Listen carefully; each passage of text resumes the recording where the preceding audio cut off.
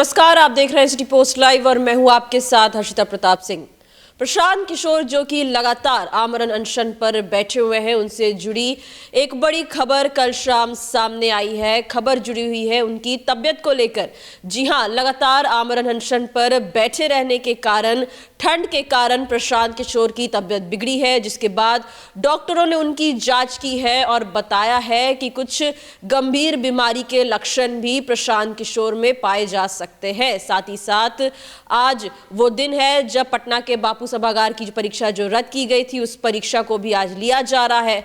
तो कई सवाल हैं, आज का दिन बेहद अहम है। तो तमाम बातों पर चर्चा करने के लिए हमारे साथ वरिष्ठ पत्रकार दीपक शर्मा जी मौजूद हैं। दीपक जी, प्रशांत किशोर के लिए लगातार ये तीसरा दिन है जब वो आमरण अनशन पर बैठे हुए हैं और कल शाम उनकी तबियत बिगड़ जाती है। इसको लेकर कई तरीके की चर्चाएं सामने आ रही हैं। प्रशांत किशोर की तबियत बिगड़ गई है और गांधी मैदान में डॉक्टरों की टीम पहुंची, दो टीम पहुंची। एक जो कि जिन डॉक्टरों की व्यवस्था जनसुराज की तरफ से की गई, उन डॉक्टरों की टीम ने उनकी जांच की, और दूसरी टीम जो थी वो जिला प्रशासन सरकार की तरफ से एक टीम पहुंची वहाँ, और उस टीम के डॉक्टरों ने उनकी जांच की। और जांच में के बाद डॉक्टरों का कहना है कि प्रशांत किशोर को तुरंत दवा लेनी शुरू कर देनी चाहिए, क्योंकि प्रशांत किशोर में ब्रोंकाइटिस जो एक गंभीर बीमारी है उसके लक्षण दिखे हैं। उनके चेस्ट में ब्रोंकाइटिस के लक्षण दिखे हैं और इसकी वजह बताई जा रही है कि बिना खाए पिए पिछले 2.5 दिनों से वे इतनी ठंड में गांधी मैदान में खुले में बैठे हुए हैं और इसकी वजह से उनकी तबीयत बिगड़ी है। और डॉक्टरों ने बहुत चिंता जताई है। डॉक्टरों ने कहा है कि अगर आप दवा लेना शुरू तुरंत नहीं करते हैं तो जोखिम हो सकता है। लेकिन प्रशांत किशोर ने डॉक्टरों की बात मानने से इनकार कर दिया है। प्रशांत किशोर कह रहे हैं कि चाहे जो हो जाए मैं दवा नहीं लूँगा। देखिए, दवा न लेने की जो जिद है उनकी, इसके पीछे उनकी मजबूरी है कि जैसे ही वो दवा लेंगे उनका आमरण अनशन टूट जाएगा। और वो जो इंडेफिनिट हंगर स्ट्राइक पर गए हैं, अब वो जिद पर अड़े हैं कि हम जब तक सरकार अभ्यर्थियों से वार्ता के लिए, मुख्यमंत्री नीतीश कुमार जब तक अभ्यर्थियों के बीपीएससी अभ्यर्थियों के प्रतिनिधिमंडल से मिलने के लिए तैयार नहीं होते हैं, समय नहीं देते हैं, तब तक उनका आमरण अनशन जारी रहेगा। अब अगर प्रशांत किशोर वे डॉक्टरों की सलाह के बाद दवा ले लेते हैं तो उनका जो अनशन है वो टूट जाएगा, इसलिए वे दवा लेने से इनकार कर रहे हैं। लेकिन दूसरी तरफ डॉक्टर जो हैं वो अपना फर्ज निभा रहे हैं। वे कह रहे हैं कि हम लोग डॉक्टर हैं, हमारा काम है आपको सही मेडिकल सलाह देना, और आपका शरीर यह डिमांड कर रहा है, आपका शरीर यह मांग कर रहा है कि आप तुरंत दवा लें, नहीं तो यह आपकी सेहत के लिए, आपकी जान के लिए खतरा हो सकता है। एक और प्रशांत किशोर की तबीयत खराब है, लेकिन उनका जो मुद्दा था बीपीएससी री एग्जाम फॉर ऑल, वो कहीं ना कहीं पूरा नहीं हो पा रहा है, क्योंकि पटना के बापू सभागार की जो परीक्षा रद्द की गई थी उसके लिए आज परीक्षा ली जा रही है। जो अभ्यर्थी हैं वो पहुंच चुके हैं, तो अनशन का जो मुद्दा था पूरा, वो तो कहीं ना कहीं खत्म होता नजर आ रहा है। ऐसे में ये जो आमरण अनशन है, जो आंदोलन है अभ्यर्थियों का, ये किस ओर जाते नजर आ रहा है? अब नहीं, देखिए, प्रशांत किशोर ने आमरण अनशन जब शुरू किया था तो उनसे यह सवाल पूछा गया था, तो प्रशांत किशोर इस पूरे अपने आमरण अनशन को सिर्फ बीपीएससी री एग्जाम तक जोड़कर नहीं रख रहे हैं, वहाँ तक सीमित नहीं रख रहे हैं। इसे वे व्यापक बनाने की कोशिश कर रहे हैं। हर्षिता, वे चाह रहे हैं कि यह युवाओं का मुद्दा बने। बीपीएससी अभ्यर्थी 4 लाख हैं, 4,80,000 हैं, 5 लाख हैं, लेकिन बिहार की जो आधी आबादी है वो करोड़ों युवाओं की है। बिहार युवाओं वाला राज्य है, तो वे चाह रहे हैं कि ये जो उनका आमरण अनशन है इसको वे सीधे सीधे युवाओं से जोड़ें। इसलिए अपने आमरण अनशन को, अपने हंगर स्ट्राइक को उन्होंने नीतीश कुमार के उस वादे से जोड़ा है जिसमें उन्होंने बेरोजगारी भत्ता देने की बात की थी युवाओं को। अपने इस आमरण अनशन को उन्होंने इससे जोड़ा है जिसमें उन्होंने बात की थी कि हम पेपर लीक के सारे मामलों की जांच कराएंगे और कोई पेपर लीक नहीं होगा, जिसमें उन्होंने युवाओं को नौकरी देने का वादा किया था। और उनकी कोशिश है कि यह आंदोलन पटना से निकलकर जिला मुख्यालयों तक में शुरू हो। अभी देखिए, यह जो बापू सभागार पर रद्द की गई परीक्षा केंद्र पर रद्द की गई जो परीक्षा है वह दूसरे केंद्रों पर कराई जा रही है, यह उतनी बड़ी चुनौती नहीं है जितनी बड़ी चुनौती है अब इस आंदोलन के लिए प्रशांत किशोर की सेहत का खराब होना। क्योंकि प्रशांत किशोर के जो समर्थक हैं, जनसुराजी हैं, वे लोग बहुत चिंतित हैं। डॉक्टर चिंतित हैं, प्रशांत किशोर के शुभचिंतक चिंतित हैं और प्रशांत किशोर के समर्थक चिंतित हैं।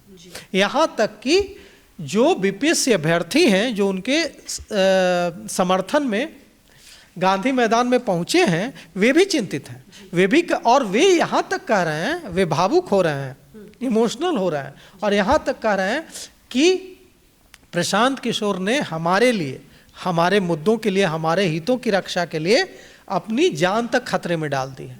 अब हम प्रशांत किशोर को कभी नहीं भूलेंगे। इनके लिए हम भी जान की बाजी लगा देंगे, इनके लिए हम भी तैयार रहेंगे। तो जो भी नाराज़गी हुई थी, जो भी बातें आई थी पिछले मार्च के दौरान कि प्रशांत किशोर चले गए, प्रशांत किशोर के जाने के बाद लाठीचार्ज हुआ, वो सारी नाराज़गी को प्रशांत किशोर ने इस मास्टर स्ट्रोक से खत्म कर लिया है। अब यहाँ पर प्रशांत किशोर नायक बन गए हैं।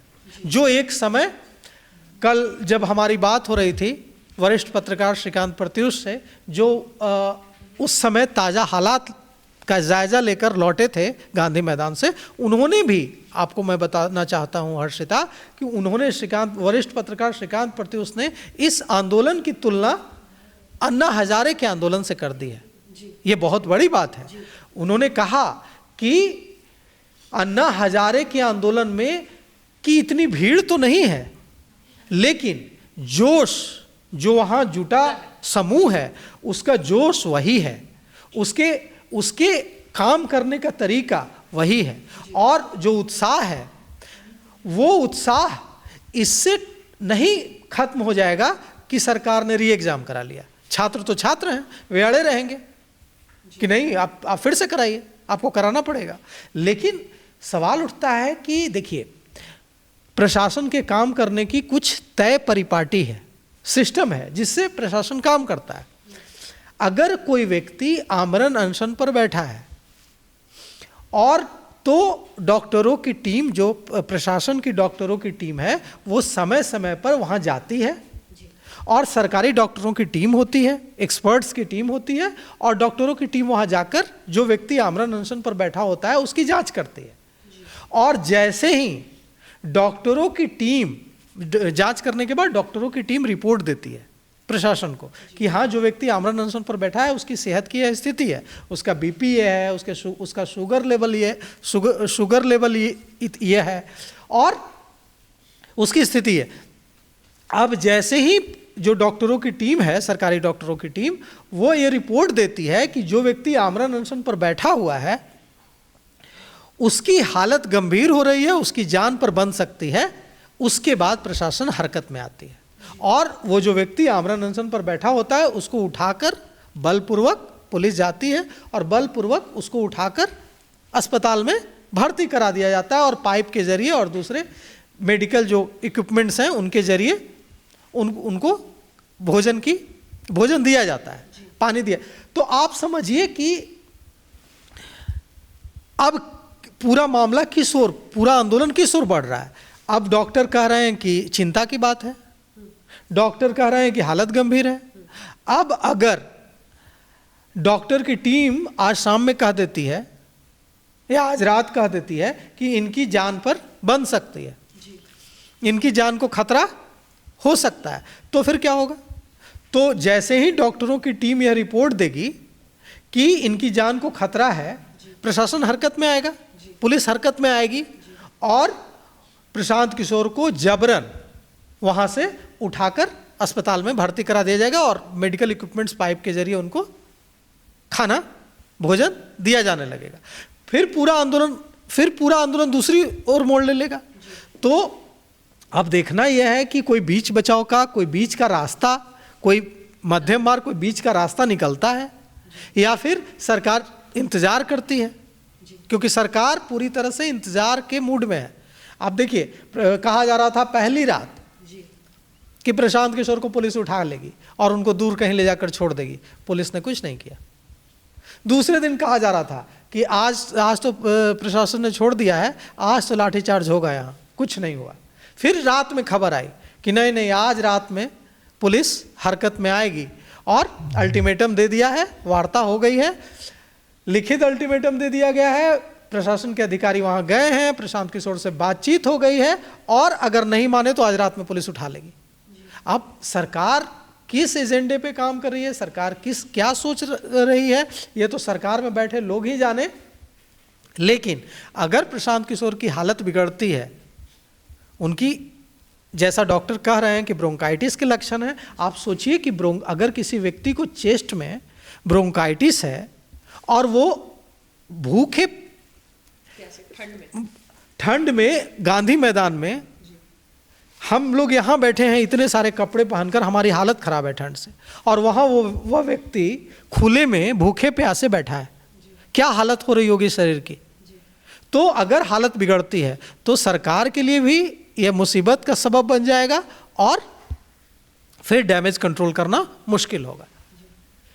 चलिए, प्रशांत किशोर को लेकर बड़ी खबर सामने आई थी, तबियत बिगड़ी है उनकी, दवा लेने से मना कर दिया है क्योंकि आमरण अनशन पर बैठे हैं। आज बीपीएससी की परीक्षा जो रद्द कराई गई थी वो भी परीक्षा ली जा रही है। अब अनशन को लेकर, प्रशांत किशोर को लेकर सरकार किस मूड में है, क्या सोच रही है, ये तो सरकार ही जानती है। लेकिन इस वक्त सबकी निगाहें केवल प्रशांत किशोर और उनके आमरण अनशन पर है। क्या मोड़ लेती है, ये देखने वाली बात होगी। फिलहाल इस खबर में इतना ही। आप आगे की खबरों के लिए देखते रहिए सिटी पोस्ट लाइव। धन्यवाद।